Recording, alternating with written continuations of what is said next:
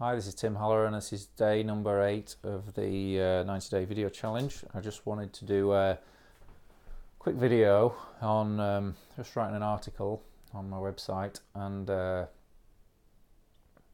brought up a lot of things for me, and there's a common theme of I'm not good enough, which I've just writing an article that I've just been doing and talking a little bit about my past in this article.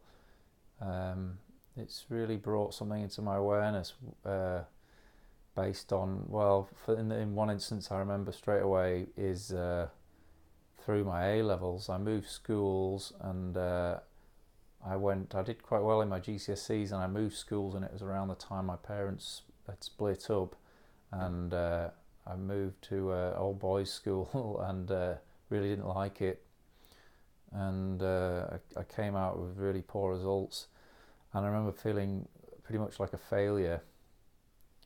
I was miserable. I remember the whole time I was there, if I could go back, it was probably one of the lowest points in my life, and I stuck out 2 years of this course, and my mind wasn't there. I knew I wasn't really even interested or taking it in. I was just going through the motions, but I was really low, and I came out and I failed pretty badly, and I didn't. My sort of career options at the time were sort of vaguely engineering related, and come out with just scraped an A level in maths, and so the only thing I could really do was an HND in mechanical engineering, I think, and yet that career line and option only came from the fact that I was doing okay at GCSE physics and maths, and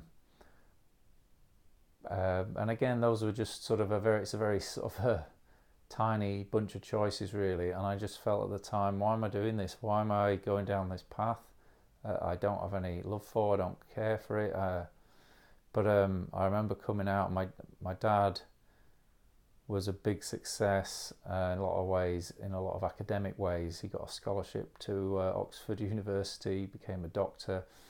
He had about 20 letters after his name, and I think I felt I was trying to please him, and I always felt I was falling short, and so I resat my A levels, and then I failed them completely the second time, and I just dropped out, and I got a bunch of crappy jobs, and I just felt like a failure really, and nothing I did really was good enough, and I think I took that feeling into my life, and I didn't probably even realise the impact of that until until maybe today even. But I think that has had a massive impact on my life. So I remember the other thing I wanted to share was I remembered I used to listen to a lot of these self-help, and I still do, self-help tapes, but I had one in particular in my car, and one of the things from it said, if you constantly judge yourself by standards of attainment that are impossible to achieve, the result is low self-esteem.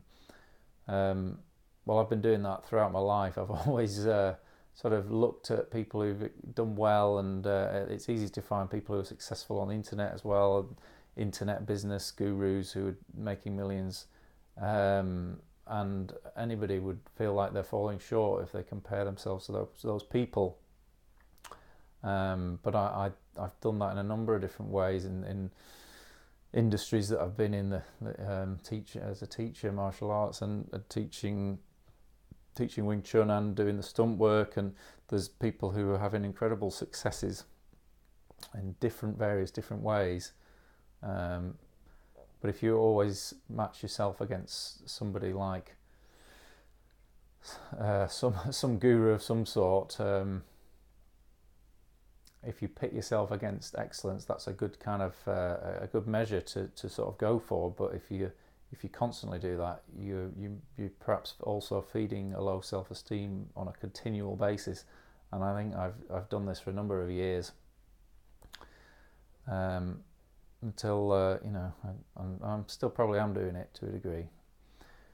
So yeah, I just wanted to share the thoughts on that.